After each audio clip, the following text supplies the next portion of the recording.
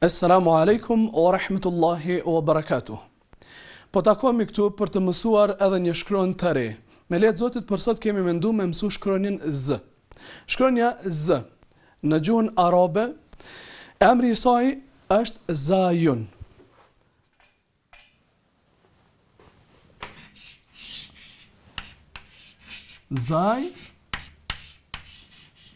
Zayun. Në të shqiptuar është identike sikur shkronja Z e gjuhës shqipe. Kjo shkronjë e lehtë. Vazhdojmë me përmend se si shkruhet.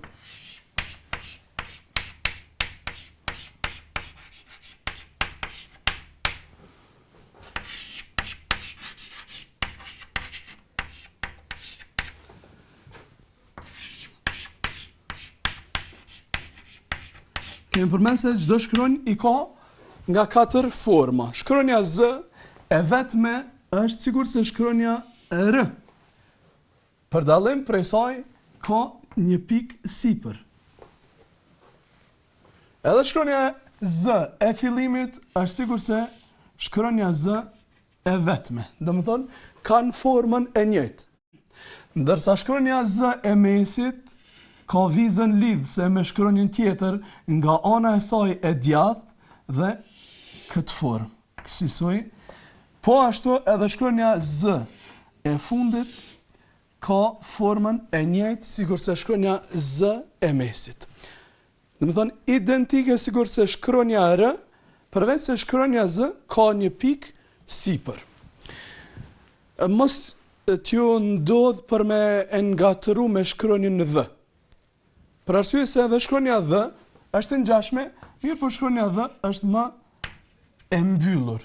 Sigurisht dallimet faktikisht që kanë qenë në mes të shkronjës D dhe shkronjës R.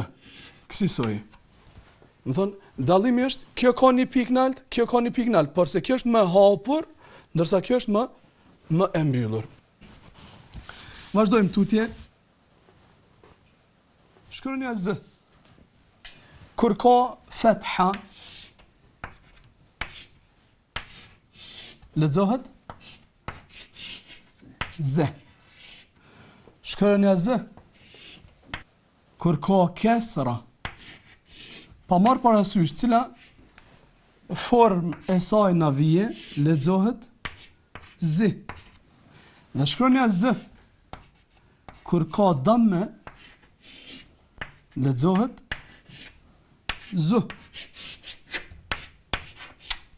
Kemi përmend që nga fillimi detyrimisht duhet lexuar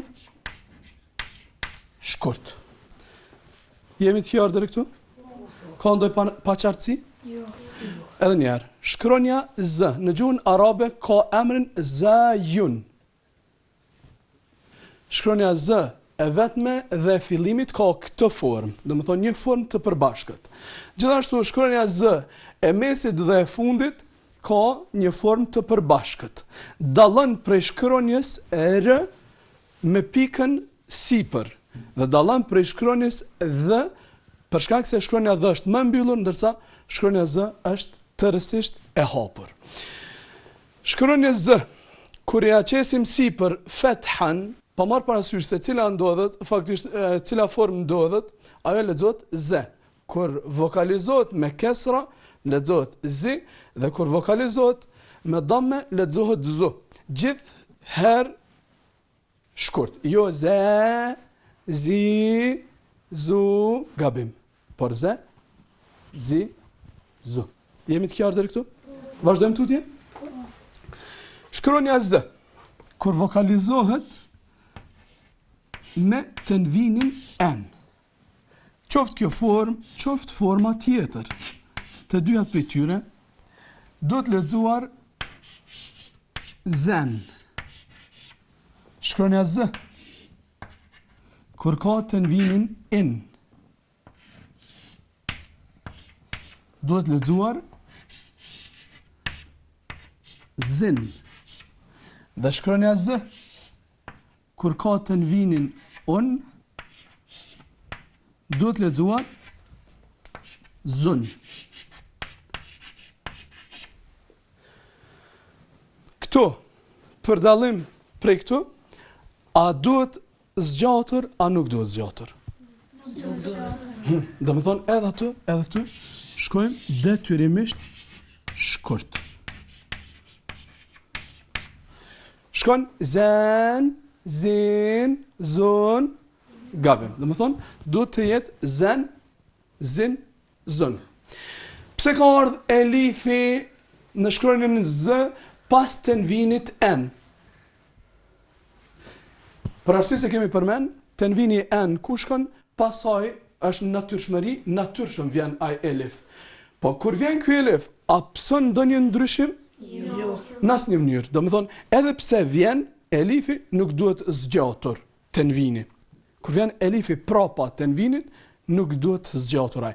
Po pse s'ka ardhur te tenvini in edhe te tenvini un? Sepse është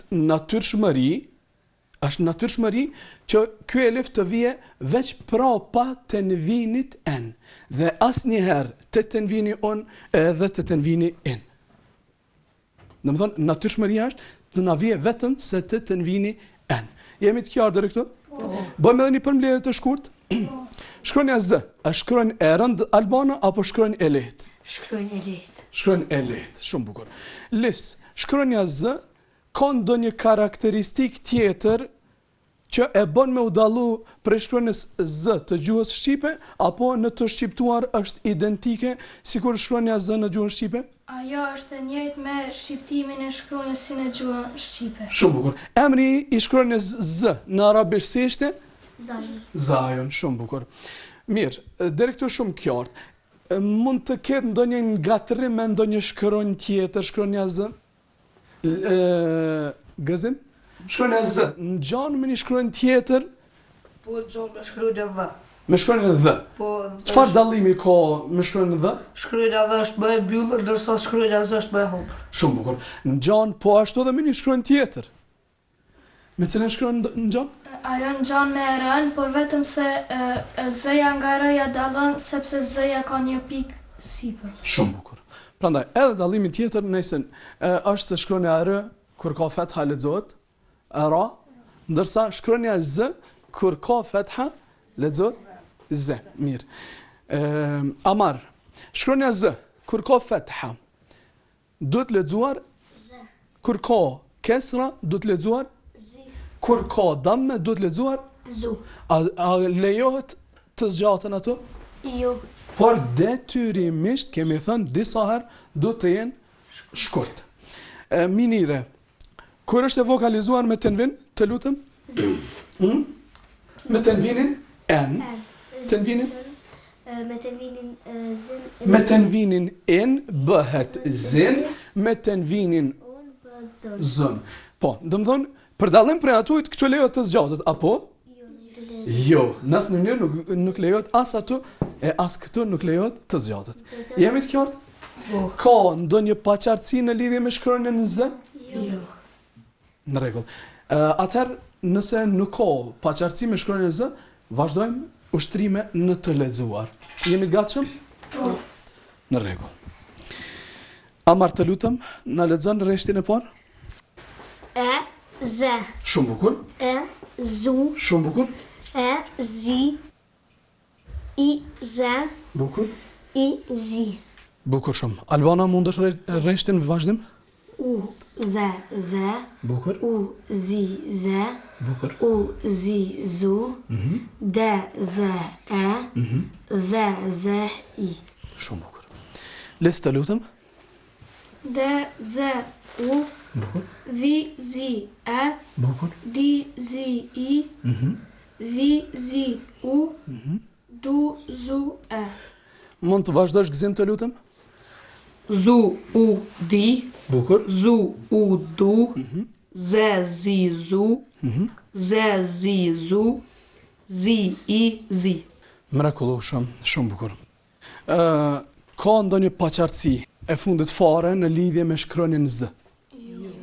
Domethënë, shkronja Z ishte shkronjë e lehtë, ngjajke me shkronjën R, por dalloi ke prej saj me një pikë, dalloi ke prej shkronjës D, për arsye se ishte më hapur dhe sikur zakonisht jemi mësu deri më tani, kur vokalizohet qoftë me fetha kesra damme, qoftë me tenvin en in on, ajo duhet lexuar shkurt. Të dashur shikues, kjo ishte e tëra në lidhje me shkronjën Z. Ju presim me shkronjat e tjera.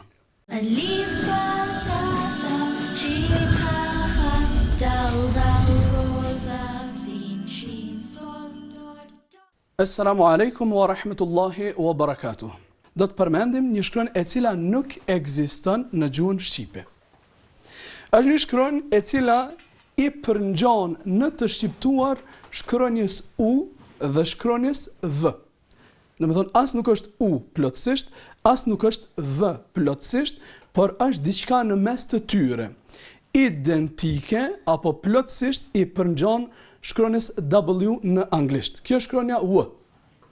Po shkruajmë këtë formë. Wow. Shkronja W është shkronjë buzore, domethënë shqiptohet në buzë. Wawun. W e vetme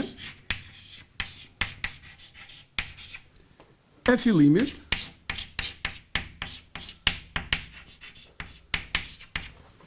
e mesit dhe e fundit. Domethënë çdo shkronjë kemi përmend qysh në fillim dhe në vazhdimsi e kemi rikujtu, çdo shkronjë i ka nga 4 forma. Sipas pozitës që gjendet ajo në fjalë. Disa herë gjendet e vetme, disa herë të tjera gjendet në fillim të fjalës, disa herë të tjera ajo lidhet nga të dy anët, edhe nga ana e djathtë dhe nga ana e majtë. Në disa raste ajo shkronjë është ajo e cila e përfundon fjalën. Wow i vetëm është sikur se i ngjan numrit 9 të gjuhës shqipe, por se numrit 9 mirë po ndryshon pak. Edhe wawi i fillimit ka këtë formë, ndërsa wawi i mesit është kësaj, duke lënë vizën lidhse në anën e djathtë, që do të thotë këndej lidhet me shkronjat tjera. Dhe wawi i fundit është ngjashëm sikurse wawi i mesit. Kur shkronja W është e vokalizuar me fetha, pa marrë parasysh se cila prej tyre ajo lexohet W. Kur shkronja W është e vokalizuar me kesra, ajo duhet lexuar wi. Dhe kur shkronja W është e vokalizuar me damme, ajo duhet lexuar U. Çka kemi thonë çdo herë? Detyrimisht duhet lexuar shkurt. Si bëhet realizimi i shqiptimit të saj kur është e vokalizuar me fetha? W. Kjo ndryshon për kësaj? W. Jo. Ha? Kemi thonë, do të thonë W. W. Nuk është UE. Por nuk është as V. Jo V, V, V, në asnjë mënyrë. As UE, UI, UU, në asnjë mënyrë. Por diçka në mes të dyjave. W, wi, U. Shqiptohet me në buzë. Do të thonë vend shqiptimin e ka në buzë. W, wi, U.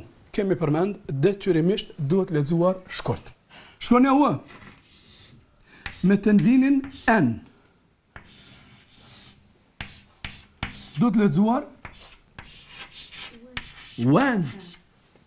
Shkronja W me tenvinin in duhet lexuar win. Dhe shkronja W me tenvinin on duhet lexuar won.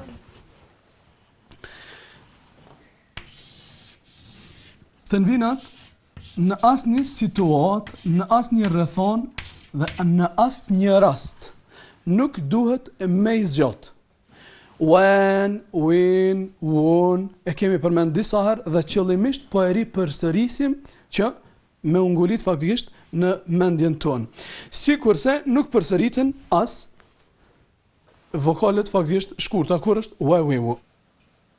Ndon, kjo ishte e tëra në lidhje me anën teorike të shkronjës u. Ndërsa na jemi në vazhdim faktikisht jeni të gatshëm për me vazhduar dhe me lexu shkronjën u? Në rregull. Amar, të lutem, mund të fillash? E, we. Shumë bukur. E, wu. Bukur. E, wi. Shumë bukur. I, we. Bukur. I, wi. Pse nuk i the i vi, por i wi, sepse ashtu duhet lexuar. Shumë bukur. Minire, mund të vazhdosh në rreshtin e dytë, të lutem?